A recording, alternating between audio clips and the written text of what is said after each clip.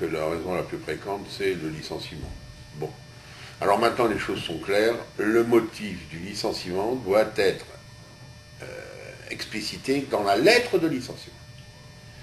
Et le Conseil de prud'homme ne doit juger que sur les motifs explicités dans la lettre de licenciement. Tout ce qui est invoqué à côté par l'employeur, on s'en fout. Bien.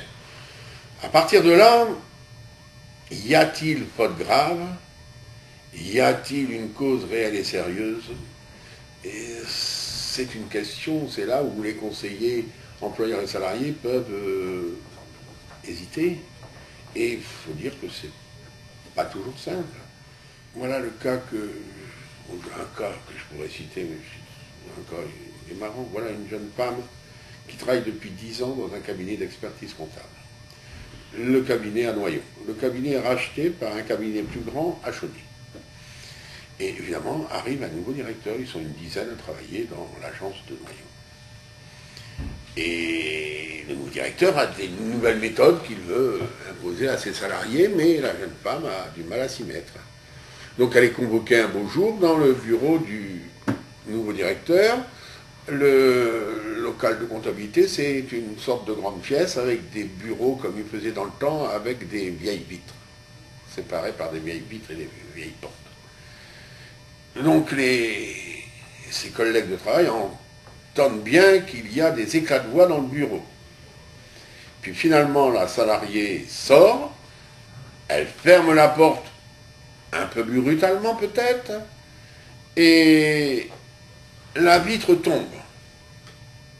Bien, elle va être licenciée pour faute grave, l'employeur invoquant d'abord, vous avez claqué la porte en faisant tomber la vitre, deuxièmement, vous avez craché sur votre directeur, sur votre supérieur hiérarchique, et troisièmement, divers petits trucs tenant à la comptabilité. Bon, elle vient me voir pour que je la défende. Je lui dis alors, t'as claqué la porte ou pas? Ah oui, mais il y a eu un courant d'air.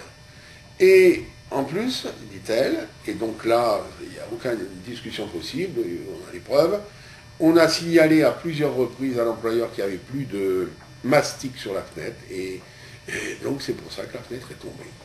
Bon, ça tombe déjà à l'eau. Je lui ai dit, mais quand même, t'as craché dessus.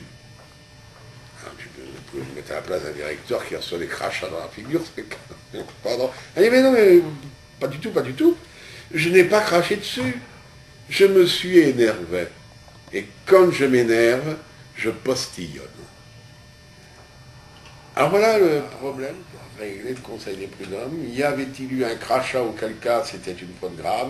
S'agit-il de simple et c'est pas une faute grave. Voilà.